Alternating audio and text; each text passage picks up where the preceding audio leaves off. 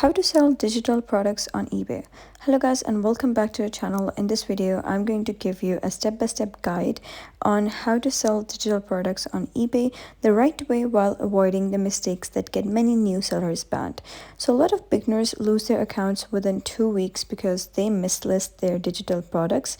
So let me give you an example.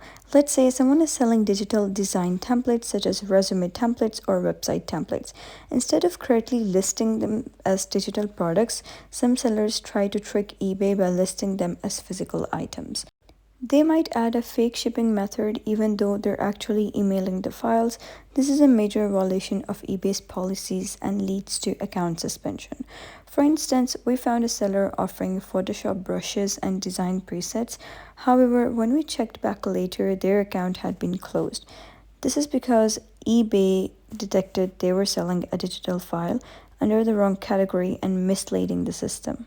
Now let me show you how to sell digital products the correct way and avoid these problems. So if your digital product can be physically delivered, for example, if you put your design templates on a USB drive or CD, then eBay does not consider it digital anymore. In that case, you can list it as physical product and you won't run into any issues. But if your product is purely digital, like an ebook, stock photos, online courses, or software category, such as software plugins, then you must list it under the correct category to comply with eBay's rules. Click on Sell in the top right corner of your eBay dashboard, and then once you click on Sell, you gotta click on List an Item, and here you need to search for the specific product that you wish to sell. For example, you're going to write down such as ebook and then you can hit enter.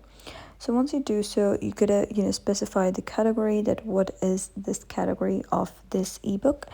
And once you do so, you need to provide the most the closest match. And after that, type in the product name, continue, select brand new as the condition. Now the most important step is change the category. So since eBay does not allow digital products in most standard categories, you need to follow these steps. Click on the category section and search for everything else.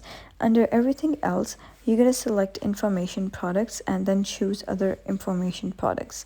So this is the correct category for digital files, and many new sellers don't know this. So once you've chosen the right category, you need to fill out the listing details, including the description and price. But there is another crucial step that most beginners miss.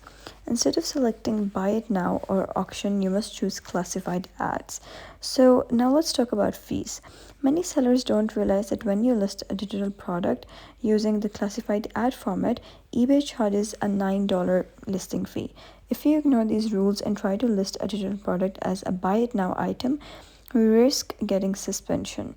And such like that, just the sellers were mentioned earlier, and if you try to create a new account after a suspension, eBay systems will likely detect you and shut that one down too.